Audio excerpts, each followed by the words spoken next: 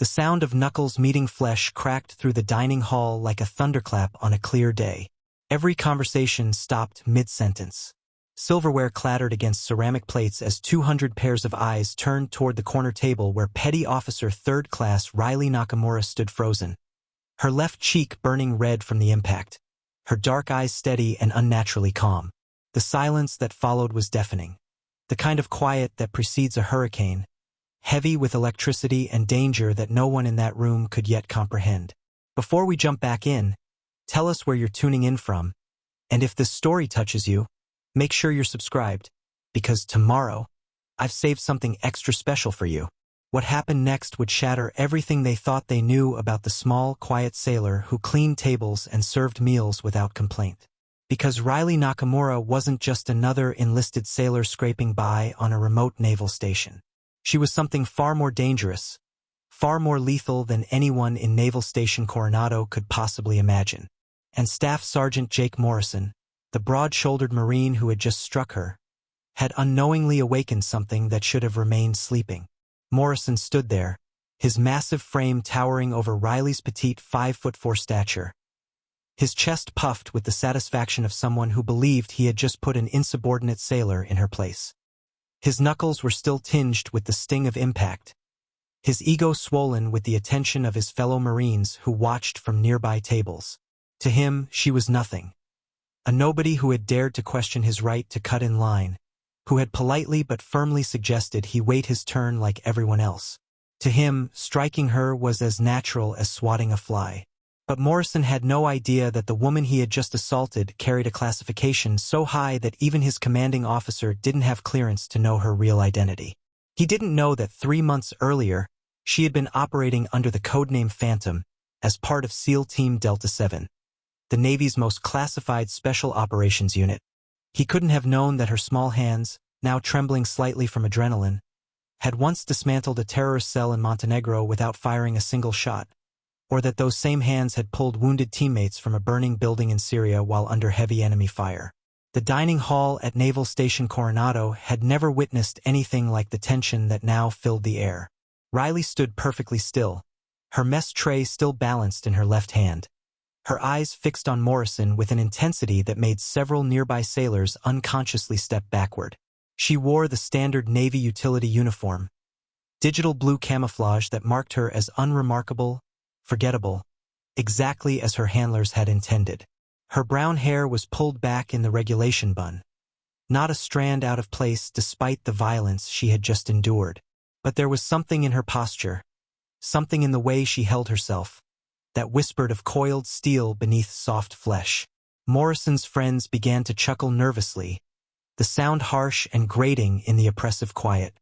"Teach you to mouth off to your betters," Morrison sneered, flexing his fingers as if preparing to strike again. He was everything Riley appeared not to be: loud, aggressive, demanding attention and respect through intimidation rather than earning it through competence. At 6'2" and 220 pounds of Marine muscle, he had never met a problem he couldn't solve with his fists or his voice. But as Riley slowly set her tray down on the nearest table, her movements precise and deliberate, something shifted in the atmosphere of the room. The other diners sensed it first. A change in the very air itself, as if the temperature had dropped 10 degrees in an instant. Those closest to the confrontation felt their skin prickle with an inexplicable sense of danger, their primitive instincts screaming warnings their conscious minds couldn't yet understand. "Staff Sergeant Morrison," Riley said quietly, her voice carrying despite its softness, each word carefully measured and controlled. "You've made a mistake." The words themselves were simple, almost gentle, but they carried an undertone that made Morrison's confident smirk falter for just a moment. There was something in her tone that didn't belong in the mouth of a lowly mess hall worker, an authority that seemed to come from depths of experience far beyond her apparent rank and position. Morrison's hesitation lasted only seconds before his ego reasserted itself. "The only mistake here is you thinking you can talk back to me," he spat, raising his hand again. But this time, as his palm moved toward Riley's face, something extraordinary happened. Her hand moved, not quickly, not dramatically, but with a fluid precision that spoke of thousands of hours of training. She caught his wrist mid-swing, her small fingers wrapping around his thick bones with surprising strength. For a heartbeat, they stood locked together, his force meeting her resistance. Morrison's face registered confusion, then alarm as he realized he couldn't break free from her grip. Her fingers, calloused in places that spoke of weapon handling and rope work, pressed against pressure points he didn't know existed. The pain that shot up his arm was immediate and debilitating. "I said," Riley repeated, her voice still soft but now carrying an edge sharp enough to cut glass.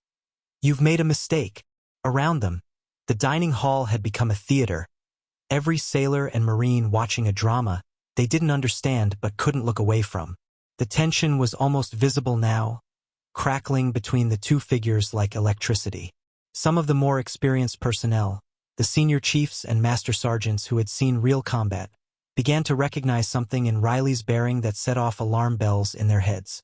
Morrison tried to pull away, his face reddening with effort and embarrassment as he struggled against her iron grip. "Let go of me," he demanded, but his voice had lost its earlier confidence. For the first time in his military career, Jake Morrison was discovering what it felt like to be completely, utterly outmatched. And somewhere in the depths of Naval Station Coronado, in offices that didn't officially exist, phones were already beginning to ring. Riley Nakamura had always been invisible, and that was exactly how she preferred it. For the past 3 months at Naval Station Coronado, she had perfected the art of blending into the background. Just another face in Navy utilities, another sailor going through the motions of military routine. She worked the morning shift in the dining hall, serving eggs and bacon with practiced efficiency. Her movements economical and precise in ways that most people attributed to good work ethic rather than elite military training. At 26, Riley possessed the kind of understated presence that made people forget they had met her within minutes of walking away. She was neither tall nor short at 5'4", neither striking nor plain, with shoulder-length brown hair that she kept in a regulation bun and dark eyes that seemed to absorb light rather than reflect it. Her uniform was always pressed, her boots always polished, her demeanor always professional but unremarkable. She followed orders without question, completed her assignments without complaint, and had never once drawn the attention of her superiors for anything other than exemplary punctuality. To her fellow sailors, Riley was the definition of average. She lived alone in the enlisted barracks, room 247B, a sparse space that contained only the essentials. A regulation bunk with military corners bedding, a small desk where she occasionally read technical manuals, and a footlocker that contained exactly what regulations required and nothing more. Her roommate had been transferred 2 weeks after Riley's arrival, and the room had remained single occupancy ever since. A bureaucratic oversight that Riley neither questioned nor corrected. She ate her meals alone, usually choosing a corner table where she could observe the room while remaining unnoticed herself. Her conversations were limited to the necessities of her job. "Yes, sir," "No, ma'am," and 2 eggs or 3? She had no friends, no social circle, no weekend plans that extended beyond the base perimeter. To anyone watching, Riley Nakamura appeared to be exactly what her personnel file indicated. A quiet, competent, utterly ordinary sailor serving out her enlistment without distinction or ambition. But those who looked more carefully might have noticed the subtle inconsistencies in her perfectly ordinary facade. They might have wondered why her hands bore calluses in patterns more consistent with weapon handling than food service, or why she never seemed startled by sudden loud noises that made others jump. They might have questioned why she always chose seats facing the room's exits, or why her eyes constantly moved in small, systematic sweeps that catalogued every person, every entrance, every potential threat in her vicinity. Riley's daily routine was clockwork precise. She woke at 0445 hours without an alarm, completed a physical fitness regimen that was rigorous but not remarkable enough to draw attention, and reported to her duty station by 0630. She worked her shift with mechanical efficiency, speaking only when necessary, smiling politely but never warmly. During her lunch break, she walked the perimeter of the base, a habit her supervisor assumed was related to fitness, but which served a more tactical purpose. In the evenings, she studied not for advancement exams or college courses like her peers, but from technical manuals and field guides that she kept carefully hidden beneath more innocuous reading materials. Her fellow dining hall workers had long since stopped trying to include her in their social activities. Maria Santos, the friendly cook from El Paso, had initially made attempts to draw Riley into conversations about weekend plans or family back home, but Riley's polite deflections had eventually discouraged such efforts. Petty Officer Williams, who supervised the day shift, appreciated Riley's reliability, but found her almost unnaturally professional demeanor somewhat unsettling. "Good worker," he would tell anyone who asked. "Keeps to herself. Never any problems. Never any problems." That was Riley's greatest accomplishment and her most carefully maintained deception. Because the truth was that Riley Nakamura was a walking, breathing problem of the highest magnitude, a storm contained in human form, a weapon disguised as a person. She was the kind of problem that required congressional briefings and presidential authorization to deploy. She was the kind of problem that enemy combatants whispered about in the dark corners of the world, though they knew her only by reputation and code name, never by face. The other sailors saw her silence as shyness or social awkwardness. They interpreted her solitary habits as the behavior of someone who was perhaps homesick or struggling with the transition to military life. Her supervisors noted her punctuality and attention to detail but assumed it was the result of good upbringing or fear of disciplinary action. None of them suspected that every moment of every day, Riley Nakamura was fighting a war they couldn't see, a battle against instincts that had been honed to lethal perfection, against training that made civilian interaction feel like acting in a foreign language. She missed the weight of tactical gear, the controlled chaos of mission planning, the crystal-clear purpose that came with objectives and enemy positions. She missed her team, the 7 other operators who had become her family in ways that blood relatives could never understand. Most of all, she missed feeling useful, feeling like her skills and sacrifices meant something beyond serving breakfast to hungover Marines and filing supply requisitions. But orders were orders, and Riley Nakamura followed orders. Even when those orders meant pretending to be someone she wasn't, suppressing everything she had become, and living each day as a carefully constructed lie. Even when it meant allowing people like Staff Sergeant Morrison to mistake her restraint for weakness, her professionalism for vulnerability. Until today, she had succeeded perfectly in her deception. Until Jake Morrison's hand connected with her face, everything had gone according to plan. Now, as she felt the familiar surge of adrenaline flooding her system, as her training began to override 3 months of careful civilian behavior, Riley realized that her time as an ordinary sailor was about to come to an abrupt and spectacular end. The most dangerous secrets are often hidden in plain sight, camouflaged by the very ordinariness of their surroundings. For 3 months, the personnel at Naval Station Coronado had been living and working alongside someone whose true identity was known to fewer than a dozen people in the entire United States military hierarchy. They had served her coffee in the officers' mess, passed her in corridors without a second glance, and shared elevators with someone whose personnel file contained more classified stamps than most admirals would see in their entire careers. Riley Nakamura's official service record was a masterpiece of bureaucratic fiction. According to the documents in the station's personnel office, she was an unremarkable petty officer 3rd class from Portland, Oregon, who had enlisted after 2 years of community college and a series of dead-end civilian jobs.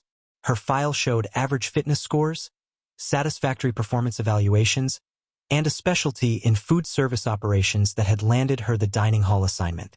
There were no commendations, no special training certifications, no indicators that she was anything other than one of the thousands of young Americans who joined the Navy seeking direction and steady employment. But 3 levels below the main administrative building, in a secure facility that officially did not exist, a different file told a very different story. This file was accessible only through biometric scanners and required authorization from the Pentagon to even view. It contained no photographs, no real names, and no specific operational details. Instead, it held a collection of after-action reports, mission summaries, and psychological evaluations that painted the picture of someone extraordinary. The file spoke of an operator-designated Phantom, a member of SEAL Team Delta 7, one of the Navy's most classified special operations units. Delta 7 existed in the shadows between acknowledged military operations and activities that the government could never officially admit to conducting. Their missions took place in countries that weren't at war, against enemies that didn't officially exist, pursuing objectives that would never appear in any public record. Phantom's record within this ghost unit was unprecedented.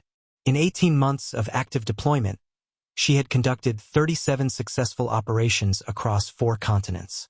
She had eliminated high-value targets in environments so hostile that getting her team into position required weeks of planning and required extraction methods that pushed the boundaries of what was technically possible. She had infiltrated terrorist cells in the Middle East, disrupted human trafficking networks in Eastern Europe, and neutralized weapons dealers in South America, all while maintaining cover identities so deep that even her targets never knew they had been compromised until it was too late. Her psychological profile made for fascinating reading, describing an individual with an almost supernatural ability to compartmentalize stress and trauma while maintaining perfect operational focus. Military psychiatrists had noted her capacity to switch between identities so completely that polygraph tests showed different baseline readings depending on which persona she was inhabiting. She could become anyone, blend into any environment, and adapt to any situation with a fluidity that her handlers found both invaluable and slightly unsettling. The file contained incident reports that read like fiction. There was the operation in Bucharest where Phantom had single-handedly extracted a captured CIA operative from a fortified compound by impersonating a medical inspector, walking in through the front door, and walking out 20 minutes later with her target disguised as a patient transfer. There was the mission in Caracas where she had spent 6 weeks, embedded in a criminal organization, working her way into the confidence of a cartel leader before exposing the entire network to Venezuelan authorities while simultaneously feeding intelligence to 3 different U.S. agencies. Most remarkably, there was the incident that had led to her current assignment. 3 months earlier, during an operation in the mountains outside Kabul, Phantom and her team had been tasked with eliminating a Taliban commander who was coordinating attacks on coalition supply lines. The mission had been proceeding according to plan when unexpected reinforcements had arrived, trapping the team in a compound with limited ammunition and no viable extraction route. While her teammates had prepared for a final stand, Phantom had made a decision that saved all their lives but cost her operational career. She had walked out of the compound alone, approached the enemy commander under a flag of truce, and convinced him that she was an independent arms dealer who could provide him with American weapons in exchange for safe passage for her mercenary team. The deception had worked perfectly, too perfectly. By the time U.S. forces had arrived to extract the team, Phantom had spent 18 hours in enemy custody, maintaining her cover story under interrogation that included psychological pressure techniques and physical coercion. She had not broken, had not revealed her true identity or mission, and had successfully protected both her team and the operation's classified objectives. But the experience had left psychological scars that her superiors recognized as potentially mission-compromising. The decision to temporarily reassign her had been made at the highest levels of Naval Special Operations Command. She needed time to decompress, to process the trauma of extended captivity, and to regain the psychological equilibrium that made her such an effective operator. Her handlers had crafted the Riley Nakamura identity as therapeutic cover, a completely mundane existence that would allow her mind and body to heal while keeping her skills from deteriorating entirely. The irony was not lost on her psychology team. Phantom, who could become anyone, was now being forced to become no one. The woman who had infiltrated criminal organizations and terrorist cells was now serving scrambled eggs and mopping floors. The operator who had once been trusted with missions that could influence international relations was now filing supply requisitions and taking inventory of napkin dispensers. But even in her enforced ordinary existence, signs of her true nature occasionally surfaced for those trained to recognize them. Her supervisor had noted that she seemed to have an uncanny ability to predict when the coffee would run out, when supply deliveries would arrive, and when equipment would need maintenance. She attributed this to dedication and attention to detail, never suspecting that Phantom's training included advanced pattern recognition and threat assessment techniques that she unconsciously applied even to civilian tasks. Security personnel might have wondered why she seemed to know the location of every camera, every emergency exit, and every potential defensive position in the dining hall, but they assumed it was normal military awareness. Kitchen staff might have questioned why her knife skills seemed more consistent with tactical training than culinary school, but they appreciated her efficiency and asked no questions. The truth was that Riley Nakamura was a fiction, a carefully constructed identity designed to contain something far too dangerous for ordinary military service. And now, as Staff Sergeant Morrison discovered the limits of her patience, that fiction was beginning to crack. The transformation began in her eyes, a subtle shift that would have been imperceptible to most observers but represented the difference between Riley Nakamura, dining hall worker, and Phantom, one of the most lethal operatives in the United States military. As Staff Sergeant Morrison struggled against her grip, unaware that he was attempting to overpower someone who had once held a struggling terrorist twice his size motionless for 40 minutes during an interrogation in Damascus, the carefully constructed persona that had protected everyone at Naval Station Coronado for 3 months began to dissolve. Phantom's real name wasn't Riley Nakamura. That identity had been crafted by psychologists and intelligence specialists who understood that effective deep cover required more than just false documents. They needed a complete psychological framework, a believable backstory, and most importantly, a personality different enough from the operator's true self that she could inhabit it without the cognitive dissonance that destroyed most long-term cover assignments. The woman behind both identities had been born Sarah Michelle Torres in a middle-class suburb of San Antonio, Texas, the daughter of a high school mathematics teacher and a civil engineer who had never imagined that their quiet, studious daughter would one day become one of America's most classified weapons. Sarah Torres had been recruited during her senior year at MIT, where she was completing dual degrees in mechanical engineering and applied psychology with a minor in linguistics that she had pursued almost as a hobby. Her academic advisors saw her as brilliant but unfocused, someone whose intellectual curiosity led her to excel in disparate fields without settling on a clear career path. What they didn't recognize was that her diverse interests represented exactly the kind of adaptable intelligence that Special Operations Command had been seeking in their experimental recruitment program. The recruiter had approached her during a campus job fair, presenting himself as a representative from a government consulting firm that worked on technological solutions for national security challenges.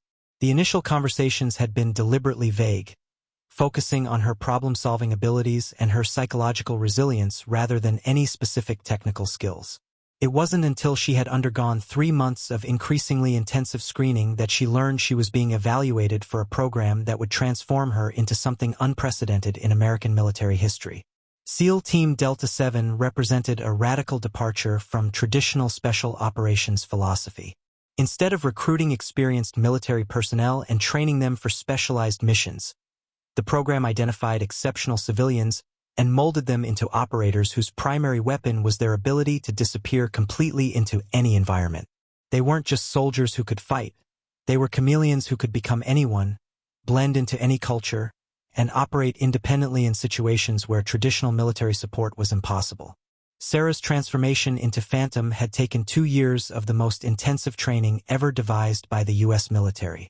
She had learned 17 languages, mastered 43 different fighting systems, and studied the behavioral patterns and cultural nuances of dozens of societies around the world. She had undergone surgical procedures to alter her fingerprints and dental records, received training in plastic surgery techniques that allowed her to modify her appearance without professional assistance, and memorized the manufacturing details of weapons systems from 67 different countries. But perhaps most remarkably, she had learned to suppress her own personality so completely that polygraph tests showed different baseline readings for each of her cover identities. Military psychologists had documented her ability to inhabit false personas so thoroughly that even her subconscious responses changed. As Phantom, she was aggressive, calculating, and utterly without mercy. As various cover identities, she had been a shy accountant, a gregarious bartender, a nervous graduate student, and dozens of other completely believable personalities. The Riley Nakamura identity had been specifically designed as therapeutic intervention. After the trauma of her extended captivity in Afghanistan, military psychiatrists had recognized that Phantom needed a psychologically neutral environment where she could process her experiences without the constant hypervigilance that characterized her operational persona. Riley was meant to be boring, safe, and utterly forgettable, a psychological vacation from the demands of being one of America's most valuable intelligence assets. For 3 months, the therapy had worked perfectly. Sarah had allowed herself to become Riley so completely that she sometimes forgot her real name when she woke up. She had found an unexpected peace in the mundane routines of food service, taking genuine satisfaction in small accomplishments like perfectly timing the breakfast rush or maintaining spotless equipment. The nightmares had gradually faded, replaced by dreamless sleep that her body desperately needed after years of operational stress. But trauma response conditioning doesn't disappear simply because someone wants it to, and 18 months of the most intensive combat training ever devised couldn't be erased by 3 months of serving coffee and filing paperwork. As Morrison's hand had moved toward her face for the second time, automatic responses that had been drilled into her at the cellular level had taken control. Her body had moved according to patterns that had been reinforced through thousands of repetitions in training facilities that didn't officially exist. Now, as she maintained her grip on Morrison's wrist with precisely calculated pressure that would cause pain without permanent damage, Sarah realized that the Riley Nakamura identity was no longer sustainable. The psychological barriers that had kept Phantom contained were crumbling, and she could feel her true nature reasserting itself with each passing second. The dining hall around her was beginning to look less like a workplace and more like a tactical environment. She was automatically cataloging exit routes, potential weapons, and civilian positions that would need to be considered if the situation escalated. Morrison's attempts to break free were becoming more desperate, his face reddening with a combination of physical strain and humiliation as 200 of his peers watched him struggle futilely against someone half his size. But Sarah's attention was no longer focused on him. Instead, she was listening to footsteps approaching from behind 3 sets, moving with the deliberate pace of security personnel responding to a disturbance. Her peripheral vision had identified the nearest exit, calculated the distance to the kitchen where she knew several potential weapons were available, and assessed the crowd density that would complicate any rapid movement. The Riley Nakamura identity had been a gift, 3 months of peace that had allowed her to remember what it felt like to be human rather than a weapon. But that gift was about to end, and Sarah Torres was about to discover whether 18 months as Phantom had changed her so fundamentally that she could never truly go back to being anyone else. Staff Sergeant Jake Morrison had built his entire military identity around the principle that respect was taken, not earned, and that size and aggression were the only currencies that mattered in the hierarchy of military life. At 28 years old and in his 7th year of Marine Corps service, he had cultivated a reputation as someone who didn't back down from confrontation and who demanded deference from those he considered beneath him. His philosophy was simple. The strong dominated the weak, and anyone who appeared weak deserved whatever treatment they received. Morrison's background had shaped him into exactly the kind of person who would see Riley's quiet demeanor as an invitation for harassment. He had grown up in rural Montana, the son of a logging foreman who had taught him that life was a zero-sum game where showing weakness invited exploitation. His father had been a hard man who believed that children learned respect through fear, and Jake had internalized those lessons so thoroughly that he had never learned to distinguish between respect and intimidation. His Marine Corps career had reinforced these beliefs rather than challenging them. Morrison's size and natural athleticism had made him successful in the physical aspects of military training, while his aggressive personality had been channeled into leadership roles that rewarded decisive action over thoughtful consideration. He had served 2 deployments in Iraq and 1 in Afghanistan, where his willingness to engage in direct confrontation had earned him commendations from superiors who valued results over methods. But Morrison's overseas deployments had also revealed the limitations of his worldview. In combat situations, he had encountered enemies who were smaller, quieter, and seemingly less intimidating than him, but who possessed skills and knowledge that made his physical advantages irrelevant. He had seen fellow Marines killed by opponents they had underestimated, watched explosive devices planted by people who appeared harmless neutralize entire convoys, and learned that in modern warfare, the most dangerous enemies were often the ones who looked least threatening. These experiences should have taught him humility, but Morrison's psychological makeup prevented him from learning the intended lessons. Instead of recognizing that appearances could be deceiving, he had concluded that the problem was insufficient aggression on the part of American forces. Instead of understanding that respect for opponents was essential for survival, he had decided that the solution was to be more intimidating, more aggressive, more willing to use force to establish dominance. His assignment to Naval Station Coronado had been intended as a career development opportunity, a chance to work in joint service operations and learn from Navy Special Operations personnel who represented the elite of American military capability. But Morrison had approached this assignment with the same mindset that had shaped his entire military experience. He saw the Navy sailors around him as inferior to Marines, the special operations personnel as overhyped prima donnas, and anyone who didn't match his own aggressive energy as weak and deserving of contempt. Riley Nakamura had attracted his attention precisely because she represented everything he had been taught to despise. She was small, quiet, and seemingly submissive, characteristics that Morrison interpreted as weakness requiring correction. Her refusal to engage with his provocations hadn't been seen as professionalism or self-control, but as evidence that she was exactly the kind of person who needed to be reminded of her place in the military hierarchy. Morrison's harassment campaign against Riley had begun subtly, with comments about Navy princess behavior and suggestions that she wasn't tough enough for real military service. When these initial provocations failed to generate a response, he had escalated to more direct actions, cutting in line ahead of her, accidentally bumping into her in crowded spaces, and making increasingly personal comments about her competence and character. His fellow Marines had watched these interactions with varying degrees of comfort, but none had intervened. Morrison's size and reputation for retaliation had created an atmosphere where challenging his behavior seemed more dangerous than tolerating it. Some had privately questioned whether his treatment of Riley was appropriate, but military culture had conditioned them to avoid confrontations with someone known for explosive responses to perceived challenges to his authority. The morning's incident had followed Morrison's established pattern of escalation. He had approached the dining hall already irritated by a training exercise that hadn't gone according to his expectations, looking for an outlet for his frustration. When Riley had politely asked him to move his equipment bag from her assigned seating area, he had seen it as an intolerable challenge to his authority from someone who should have been grateful for any attention from her superiors. His decision to strike her had been instantaneous and unthinking, driven by years of conditioning that taught him physical dominance was the appropriate response to perceived insubordination. In his mind, he was delivering a necessary lesson to someone who had forgotten her place in the military hierarchy.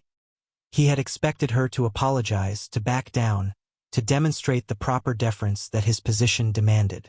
What he had not expected was to find his wrist trapped in a grip that felt like a steel vise, held by someone whose physical strength seemed impossibly disproportionate to her size. The pain shooting up his arm was unlike anything he had experienced outside of combat situations, and the casual ease with which she maintained control over his movement was fundamentally incompatible with everything he thought he understood about physical confrontations. Morrison's worldview was collapsing in real time as he struggled futilely against Riley's grip. Every assumption he had made about size, strength, and dominance was being systematically disproven by someone he had dismissed as unworthy of respect. The humiliation was compounded by the audience, 200 of his peers witnessing his inability to overpower someone half his size. But perhaps most disturbing was the look in Riley's eyes as she held him motionless. There was no anger, no fear, no emotion at all. Just a cold, professional assessment that made Morrison realize he was no longer dealing with the quiet dining hall worker he had been tormenting for weeks. He was facing someone entirely different, someone whose capabilities were so far beyond his own experience that he couldn't even categorize what he was seeing. For the first time in his adult life, Jake Morrison was discovering what it felt like to be completely, utterly outmatched by an opponent he had never seen coming. The harassment had begun 3 weeks after Riley's arrival at Naval Station Coronado, following a pattern so predictable that she had recognized it within the first few incidents. Morrison's initial approach had been subtle, the kind of low-level intimidation that experienced bullies used to test their targets without attracting official attention. He would position himself in her path during shift changes, forcing her to step aside or risk physical contact. He would speak loudly about Navy standards when she was within earshot, making comments clearly intended for her to overhear about sailors who didn't belong in real military environments. Riley had documented each incident in her mind with the same methodical precision she had once used to track enemy movement patterns in hostile territory. Morrison's behavior followed classic escalation protocols, testing boundaries, measuring responses, gradually increasing pressure until his target either submitted completely or provided him with justification for more aggressive action. It was textbook predator behavior, and Riley recognized it because she had studied similar patterns in the criminal organizations she had infiltrated during her operational career.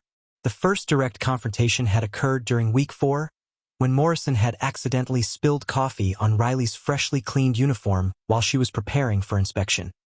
His apology had been theatrical and insincere, delivered with a smirk that made it clear the action had been deliberate. Riley had accepted his false contrition without reaction, changed into a spare uniform, and passed inspection without incident. But she had also begun making more detailed mental notes about Morrison's schedule, his associates, and his behavioral patterns. By week 6, Morrison's confidence had grown sufficiently that he had begun making personal comments about Riley's appearance and competence.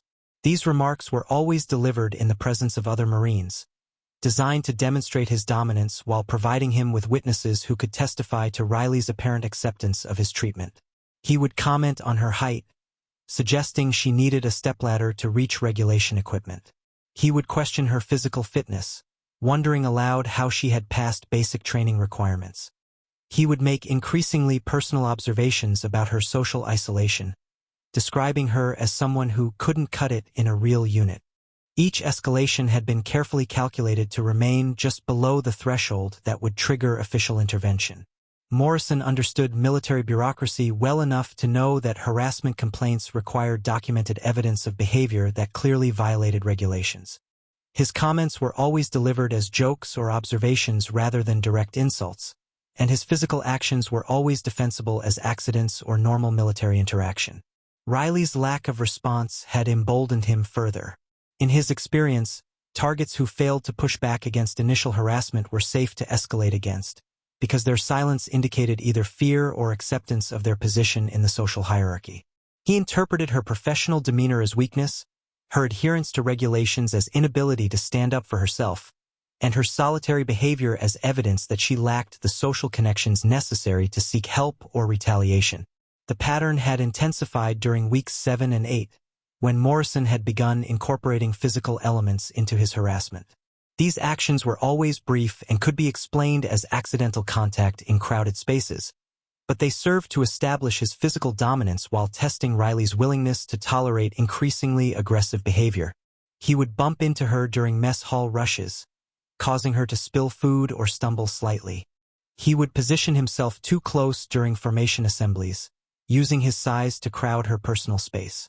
He would accidentally block her path in narrow corridors, forcing her to ask permission to pass.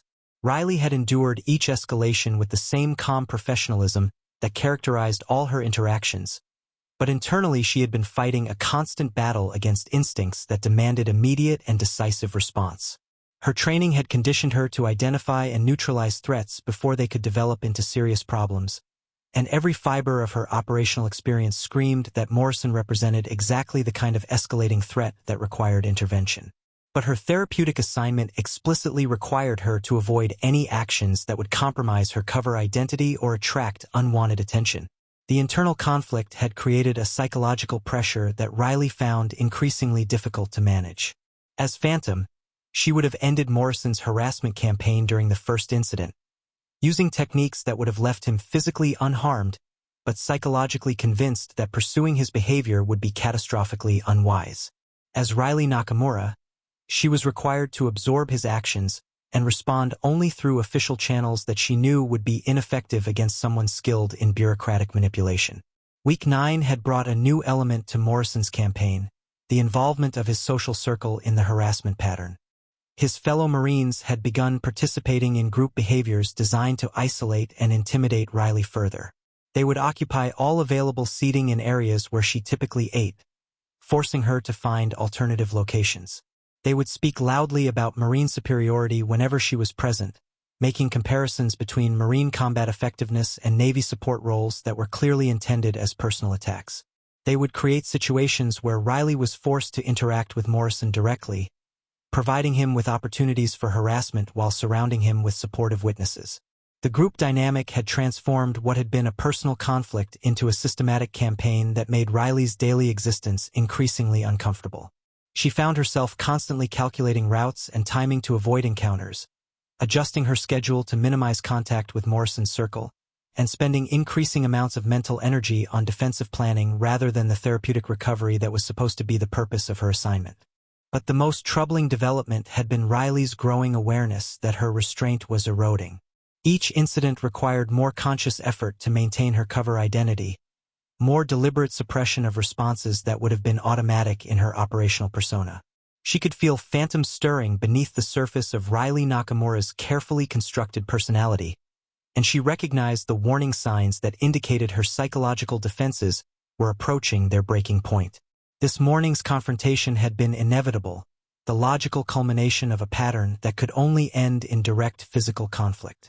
Morrison's decision to strike her had crossed the final line that separated harassment from assault, transforming the situation from a psychological test into an immediate threat that activated response protocols Riley could no longer consciously control.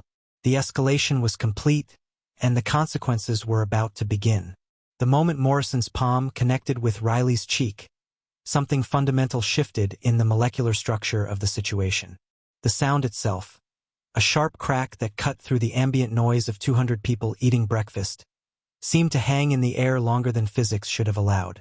But it wasn't just the auditory impact that created the sudden, absolute silence that followed. It was the recognition, somewhere in the primitive survival instincts of everyone present, that they had just witnessed the triggering of something that couldn't be undone. Riley felt the familiar surge of biochemical changes that accompanied the transition from civilian to operational status.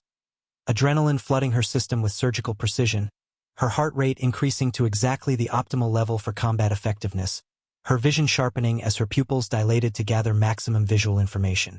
But more significantly, she felt the psychological barriers that had contained Phantom for 3 months beginning to dissolve like sugar in water. The Riley Nakamura identity, so carefully constructed and maintained, was retreating to some protected corner of her consciousness while her true nature reasserted control. The transformation was invisible to everyone else in the dining hall, but it was as profound as any metamorphosis in nature. Her breathing shifted from the shallow patterns of a startled civilian to the deep, controlled rhythm of someone preparing for combat. Her muscle tension changed from reactive shock to the coiled readiness of a predator assessing its environment. Most importantly, her cognitive processes shifted from the emotional reactions of someone being victimized to the cold, tactical analysis of an operator evaluating threats and calculating responses. Morrison stood frozen in his follow-through position, his hands still extended from the slap, his brain struggling to process what had happened next. He had expected tears, protests, or submission, the typical responses he had learned to expect from his harassment campaigns. Instead, Riley had moved with a speed and precision that his mind couldn't quite categorize, catching his wrist in what felt like a mechanical vice rather than human grip. The pain shooting up his arm was sharp and specific, targeting nerve clusters he didn't know existed with a precision that suggested detailed anatomical knowledge. Preparing and narrating this story took us a lot of time, so if you are enjoying it, subscribe to our channel. It means a lot to us. Now back to the story. But more disturbing than the physical discomfort was the complete absence of emotion in Riley's face. Morrison was accustomed to seeing fear, anger, or humiliation in his victims' expressions, reactions that confirmed his dominance and fed his need for psychological control. Riley's expression showed none of these things. Instead, she looked at him with the clinical detachment of someone studying an interesting but ultimately insignificant specimen. Around them, the dining hall had become a theater of suspended animation. Conversations had stopped mid-sentence, with some people still holding forks halfway to their mouths. The kitchen staff had emerged from behind their serving stations, drawn by the unnatural quiet that had replaced the usual breakfast chatter. Security cameras mounted in the corners continued their mechanical rotation, recording everything for review by personnel who would spend the next several hours trying to understand what they were seeing. The silence stretched beyond comfortable into something approaching supernatural. In normal circumstances, such a confrontation would have generated immediate reactions, shouts of encouragement or protest, movement as bystanders either fled or moved closer to observe, the sound of chairs scraping as people repositioned themselves for better views. Instead, everyone remained motionless, held in place by an instinctive recognition that they were witnessing something outside their normal experience. Riley's grip on Morrison's wrist was maintained with exactly the pressure necessary to control his movement without causing permanent damage. a calculation that required precise knowledge of human anatomy and pain tolerance that no dining hall worker should possess.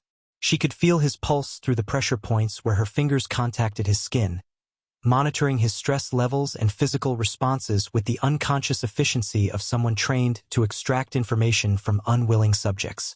But even as she maintained physical control of the immediate situation, Riley's enhanced awareness was cataloging everything else happening in her environment. She noted the position of every person within her immediate tactical radius, identifying which ones might represent secondary threats and which were simply confused bystanders. She calculated distances to exits, potential weapons, and defensive positions with the automatic precision of someone who had survived situations where such calculations meant the difference between mission success and catastrophic failure. The security personnel approaching from the hall's main entrance moved with the measured pace of people responding to a routine disturbance rather than the urgency that the situation actually warranted. Riley could hear their footsteps, their radio communications, and their weapons shifting in their holsters as they walked. Her training automatically classified them as potential threats rather than allies. In her operational experience, local security forces were often compromised or unreliable, and approaching personnel always required tactical assessment until their intentions could be verified. Morrison's attempts to pull free from her grip were becoming more desperate, his movements shifting from confident aggression to panic struggling as he realized the fundamental imbalance in their physical capabilities. The humiliation of being controlled so effortlessly by someone he had been systematically harassing was compounded by his growing awareness that he had seriously miscalculated something essential about his victim. But Riley's attention was no longer focused primarily on Morrison. He had served his purpose as the catalyst for her transformation, but he was essentially irrelevant to what was about to happen next. Her operational mind was already several moves ahead, analyzing the cascading consequences of her blown cover and calculating her options for damage control. The point of no return had been crossed. The Riley Nakamura identity was no longer sustainable, and Phantom was fully awakened. The only question now was how much collateral damage would result from the transition, and whether she could manage the situation carefully enough to protect the civilians around her from consequences they couldn't possibly understand. In the space of a heartbeat, everything had changed, and there was no going back. The mission that had brought Sarah Torres to her current predicament had begun 6 months earlier in a conference room 3 levels below the Pentagon, where she had been briefed on an operation that would push the boundaries of what even Delta 7 considered acceptable risk. The target was Alexander Kozlov, a former Spetsnaz operator turned arms dealer who had been supplying advanced Russian military technology to terrorist organizations throughout the Middle East and North Africa. Kozlov wasn't just another black market weapons dealer. He possessed detailed knowledge of Russian special operations techniques and had been training terrorist cells in advanced combat tactics that were resulting in unprecedented casualty rates among coalition forces. Intelligence suggested that Kozlov was operating from a compound in the Hindu Kush Mountains of Afghanistan, in territory so remote and heavily defended that conventional military action would require a full-scale invasion with no guarantee of success. The terrain was impossible for helicopter insertion, the altitude made parachute drops impractical, and the civilian population in the surrounding area made drone strikes politically unacceptable. Traditional special operations approaches had been exhausted, leaving military planners with no viable options for elimination or capture. That was when someone had suggested Phantom. The operation had been designed around her unique capabilities. Specifically, her ability to infiltrate hostile environments by becoming someone else entirely. Sarah would assume the identity of Dr. Elena Vasquez, a Mexican physician working with Doctors Without Borders who had been providing medical care to remote Afghan villages.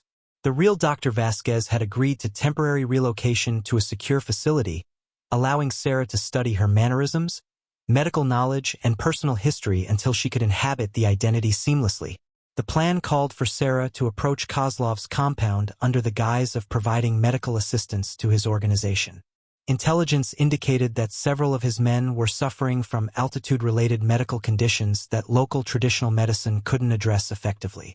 Dr. Vasquez's reputation for treating similar conditions in remote mountain communities made her the perfect cover for gaining access to the otherwise impenetrable facility. For 3 weeks, Sarah had lived as Dr. Vasquez, traveling through Afghan villages and providing genuine medical care while gradually working her way toward Kozlov's suspected location. She had treated altitude sickness, set broken bones, and delivered 2 babies while maintaining radio silence with her support team. Her medical training, hastily acquired during 6 months of intensive preparation, had been sufficient to convince even experienced medical professionals that she was exactly who she claimed to be. The breakthrough had come when one of Kozlov's lieutenants had approached her clinic in the village of Kargay, seeking treatment for a gunshot wound that had become infected. Sarah had recognized him from intelligence photographs, but had shown no sign of recognition as she cleaned and dressed his wound.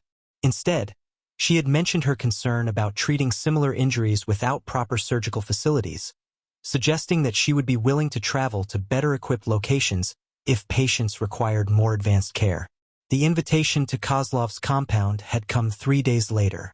Sarah's insertion into the target facility had proceeded flawlessly. Kozlov himself had greeted her with the courtesy due to a respected medical professional, showing her to quarters that had been prepared for her visit. She had spent 2 days treating various members of his organization while conducting covert reconnaissance of the compound's layout, security procedures, and personnel patterns. Her photographic memory had cataloged every detail that would be relevant for extraction planning or future operations. The mission parameters had been simple: eliminate Kozlov and extract any intelligence materials she could locate, then signal for extraction from a predetermined location 5 kilometers from the compound. Sarah had identified Kozlov's personal quarters, his daily routine, and the optimal time and method for completing her primary objective. She had located his communications center and identified several hard drives containing what appeared to be operational intelligence that would be valuable to U.S. forces. Everything had been proceeding according to plan until the morning of her 3rd day at the compound. Sarah had been preparing to implement the final phase of her mission when an unexpected radio transmission had changed everything. Kozlov's communications specialist had received word that a U.S. Special Operations team had been conducting reconnaissance in the area, apparently searching for their exact location.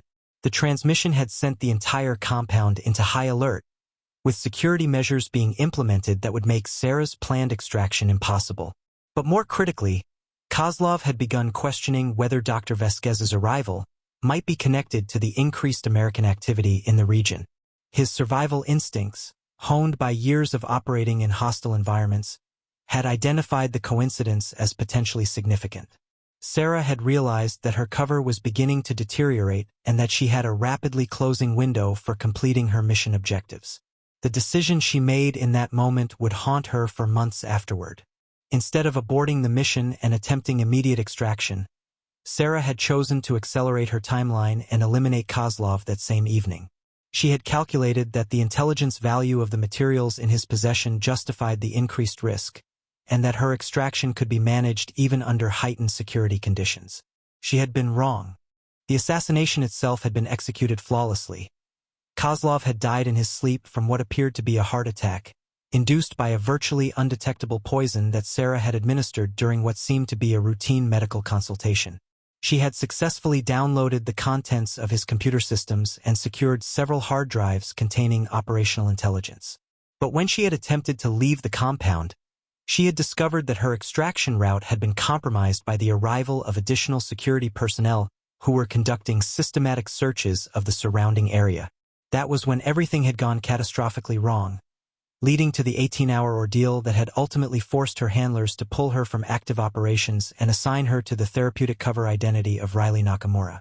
Now, as she stood in the Naval Station Coronado dining hall with Morrison's wrist in her grip, Sarah could feel the psychological scars from that mission influencing her reactions in ways that threatened to compromise her current situation even further.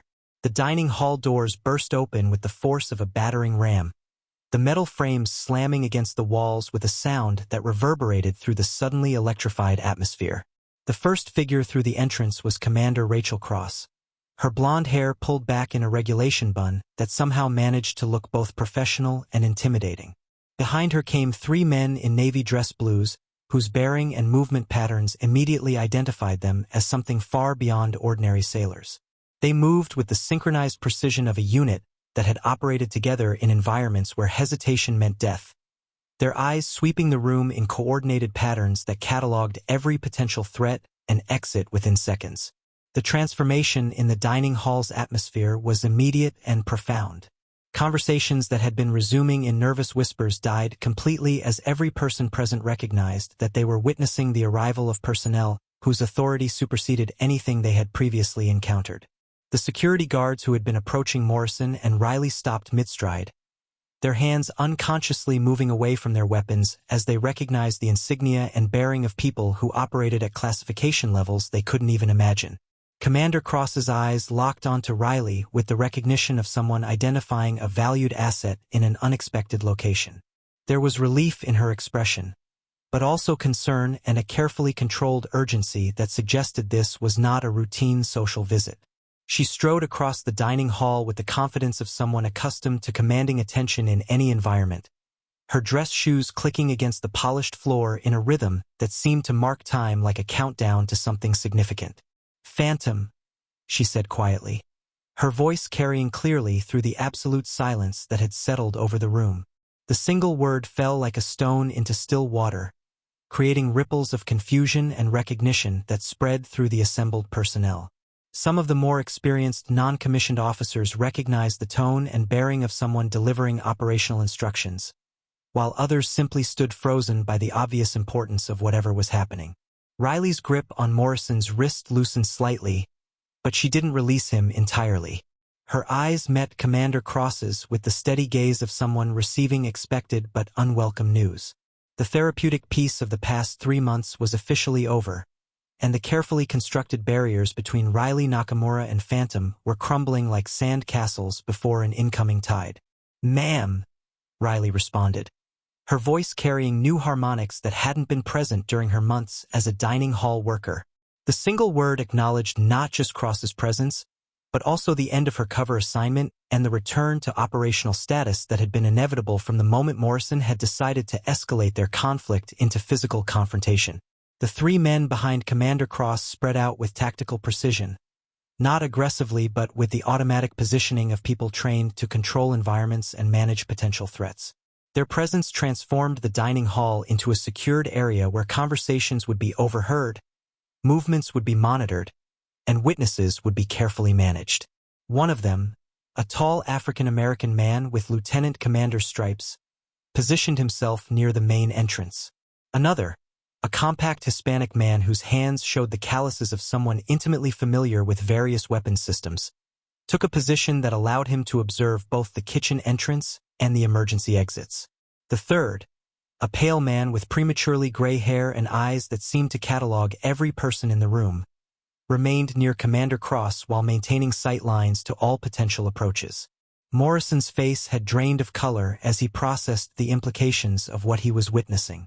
The woman he had been systematically harassing for weeks, the quiet dining hall worker he had dismissed as weak and worthless, was being addressed with obvious deference by personnel whose authority clearly extended far beyond anything he had encountered in his military career. His brain struggled to reconcile the evidence of his senses with his established understanding of military hierarchy and his own position within it. "We tried to give you more time," Commander Cross continued, her voice pitched low enough that only Riley and those in immediate proximity could hear clearly. "But the situation in Montenegro has deteriorated beyond our initial projections. The assets you developed during the Kozlov operation have provided intelligence that changes our entire strategic approach to the region." Riley's expression showed no surprise at this information, but observant witnesses might have noticed a subtle shift in her posture that suggested the transition from therapeutic assignment to active operational status. Her breathing deepened slightly, her stance widened imperceptibly, and her eyes began the continuous scanning patterns of someone assessing an environment for tactical opportunities rather than simply occupying space within it. "Timeline?" Riley asked, the single word carrying implications that the assembled dining hall staff couldn't understand, but that clearly communicated essential information to Commander Cross and her team. 48 hours for preparation and insertion," Cross replied. "The window for diplomatic resolution closed yesterday morning. Political considerations require that this be handled through unofficial channels, with complete deniability for all government involvement." The conversation was being conducted in language that sounded like standard military communication to casual listeners, but Riley understood the deeper meanings embedded in Commander Cross's carefully chosen words. Montenegro meant a return to the kind of high-stakes international operation that had nearly broken her in Afghanistan. Unofficial channels meant working without backup or extraction guarantees. Complete deniability meant that if something went wrong, Phantom would simply disappear from all official records. Morrison, still trapped in Riley's grip but now forgotten by everyone except as an inconvenient witness to classified communications, finally found his voice. "What the hell is going on here?" he demanded, his tone carrying the bluster of someone whose worldview was collapsing in real time. Commander Cross turned to look at him for the first time, her expression showing the mild annoyance of someone being interrupted during important business by something insignificant. "Staff Sergeant Morrison," she said, somehow knowing his name despite never having been introduced. "You have just assaulted one of the most valuable intelligence assets in the United States military. I suggest you use whatever time remains before this situation is resolved to consider whether your career can survive the consequences of your actions." The words were delivered with the casual authority of someone stating obvious facts rather than making threats, but their impact on Morrison was immediate and devastating. His legs buckled slightly as he realized that he had not only attacked someone far above his station, but had done so in front of witnesses whose testimony could end his military career and potentially result in criminal charges. Riley released his wrist without ceremony, her attention already focused on more important matters than the man who had inadvertently triggered her return to operational status. Morrison stumbled backward, cradling his injured arm while staring at Riley with an expression of disbelief and growing horror. The transformation was complete. Riley Nakamura had served her therapeutic purpose and was now officially retired. Phantom had returned to active duty. The validation came not from Commander Cross or her team, but from an unexpected source that would make Morrison's humiliation complete and irreversible. From a table near the back of the dining hall, a grizzled Navy Chief Petty Officer named Thomas Tank Rodriguez slowly stood up, his weathered face displaying the kind of recognition that comes only from shared combat experience. Rodriguez was a 30-year veteran whose chest bore ribbons from conflicts spanning 3 decades, and his presence at Naval Station Coronado was supposedly administrative, helping to coordinate training programs between Navy and Marine units. But Chief Rodriguez knew exactly who Riley Nakamura really was, because 18 months earlier, in the mountains of Afghanistan, Phantom had saved his life and the lives of 6 other SEALs during an operation that had gone catastrophically wrong. He had been part of a backup extraction team that had been called in when Phantom's mission had been compromised, and he had personally witnessed what she was capable of when everything went to hell. "Staff Sergeant Morrison," Rodriguez said, his voice carrying the authority of someone whose combat experience dwarfed everyone else in the room. "You need to understand something. That woman you just hit? She's the reason I'm standing here today instead of buried in Arlington National Cemetery." The dining hall, already silent, somehow became even quieter as Rodriguez walked slowly across the room toward Morrison, his limp, a souvenir from an IED explosion in Fallujah, barely slowing his deliberate progress. Every step seemed to emphasize the gravity of what Morrison had done and the consequences that were rapidly approaching. 6 months ago, Rodriguez continued, my team was part of an extraction operation in the Hindu Kush. Our job was to provide backup support for a classified mission that had gone sideways. We found ourselves pinned down in a valley by approximately 40 Taliban fighters with superior positioning and heavy weapons. Our communications were jammed. Our extraction helicopter had been forced to abort due to enemy fire, and we were running out of ammunition with no realistic prospect of survival. Morrison's face grew paler with each word as he began to understand the magnitude of his miscalculation. Around the dining hall, personnel who had been confused by the sudden arrival of Commander Cross and her team were starting to grasp that they were witnessing the revelation of something far beyond their normal military experience. That's when she appeared, Rodriguez said, pointing at Riley with unmistakable respect. Not Riley Nakamura, dining hall worker. Phantom, Delta 7 operative. She materialized out of terrain that should have been impossible to cross undetected, carrying intelligence about enemy positions that allowed us to coordinate a counterattack that saved all our lives. Riley herself remained motionless during Rodriguez's testimony. Her expression neutral, but her posture subtly different from the woman who had been serving breakfast 30 minutes earlier.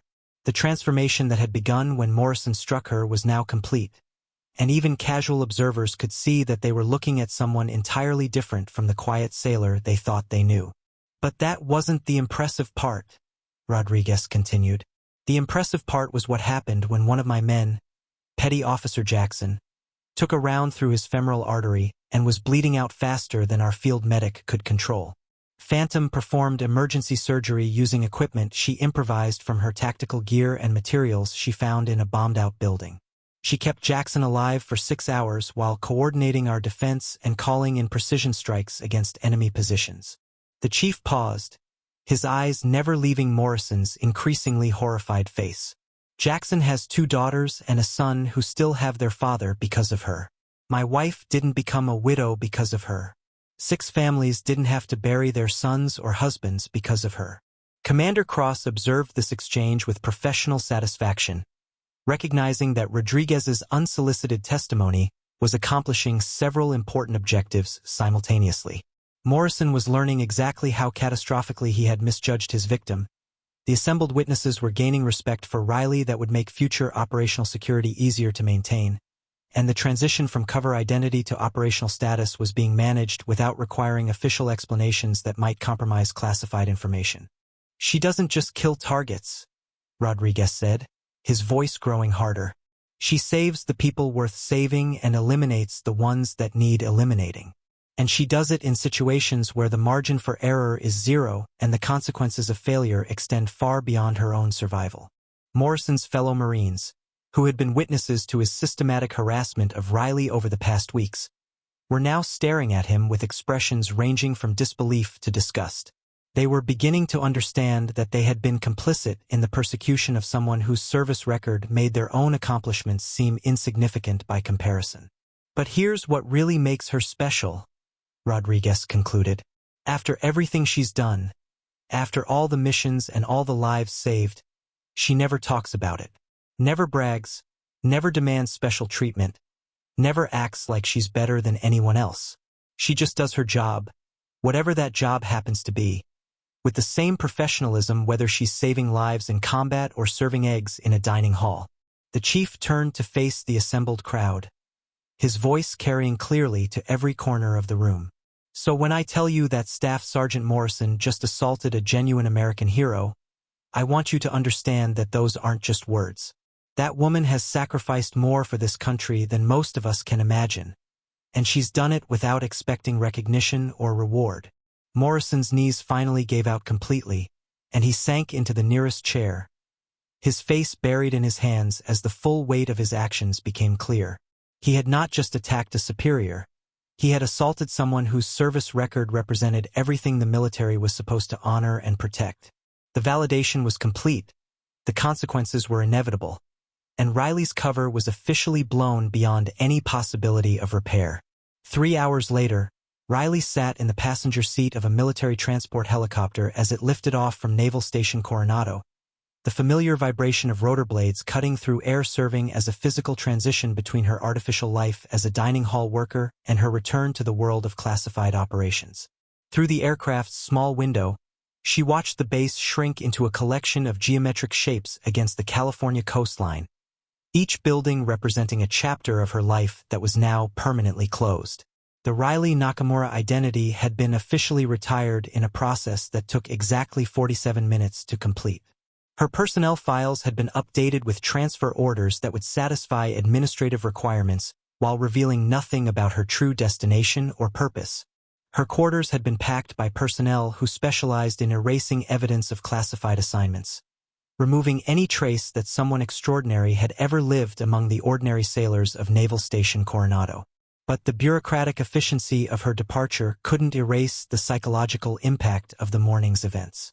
For 3 months, Riley had experienced something she had never known during her years as an operative: the peace of being genuinely unremarkable, the comfort of routine tasks with predictable outcomes, the simple satisfaction of completing work that helped other people without requiring her to risk or take lives in the process. Serving breakfast and cleaning tables had been therapeutic in ways that military psychiatrists couldn't have anticipated, providing her with a connection to normal human existence that she had never experienced during her transformation into Phantom. Now, as the helicopter carried her toward whatever crisis awaited in Montenegro, Riley found herself mourning the loss of that normalcy more than she had expected. The woman who could become anyone had discovered that she actually preferred being no one special. Just another sailor doing her job competently and going home to a quiet room where the most difficult decision was which book to read before sleep. Commander Cross, seated across from her in the helicopter's cargo compartment, seemed to understand the complexity of Riley's emotional state without requiring explanation. The Montenegro situation developed faster than anyone anticipated, she said, her voice pitched to carry over the aircraft noise while remaining private to their conversation. The intelligence you gathered during the Kozlov operation identified a network of arms dealers who were more sophisticated and better connected than we realized. What looked like an isolated criminal organization turned out to be a coordinated international conspiracy. Riley nodded, already shifting her mental processes from civilian concerns to operational priorities. Timeline and objectives? She asked, falling back into the efficient communication patterns that characterized military planning sessions. 48-hour window, Cross replied, consulting a tablet that displayed maps and intelligence summaries. Primary objective is elimination of Viktor Petrov, a former Russian intelligence officer who has been coordinating weapons sales between Moscow and terrorist organizations throughout the Balkans. Secondary objectives include recovery of intelligence materials and identification of his network contacts.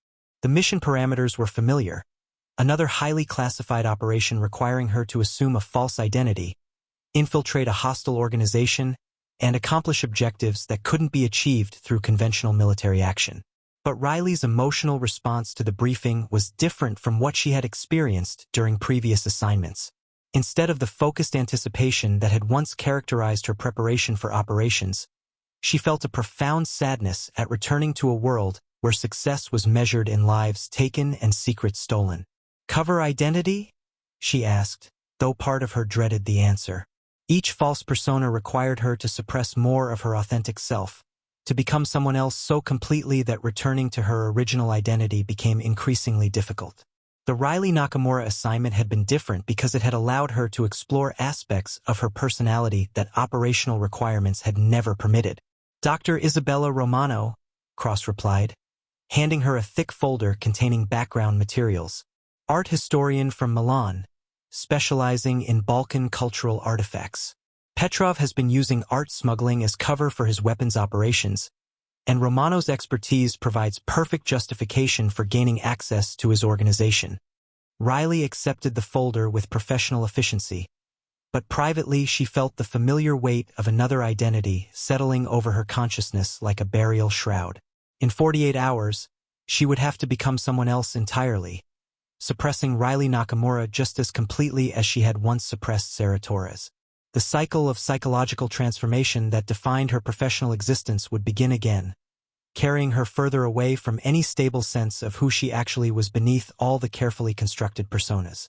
But as the helicopter changed course toward the military airfield where her international transport waited, Riley made a decision that surprised her with its clarity. This would be her final operation. Whatever happened in Montenegro, however successfully she completed her assigned objectives, she would request permanent retirement from active duty when she returned. The realization didn't come with fanfare or dramatic emotion, just a quiet certainty that she had given enough of herself to serve her country's interests. She had earned the right to discover who Sarah Torres might have become if she had never been recruited, never been transformed into Phantom, never learned to disappear so completely into other identities that her original self had become just another role to be performed. Commander Cross seemed to sense the significance of Riley's silence, but she made no attempt to interrupt her thoughts.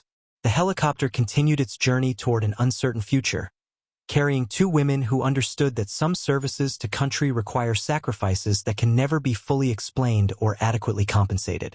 Below them, Naval Station Coronado returned to its normal routines, but with one crucial difference. Staff Sergeant Morrison's military career had ended with the efficiency of a blade-severing rope.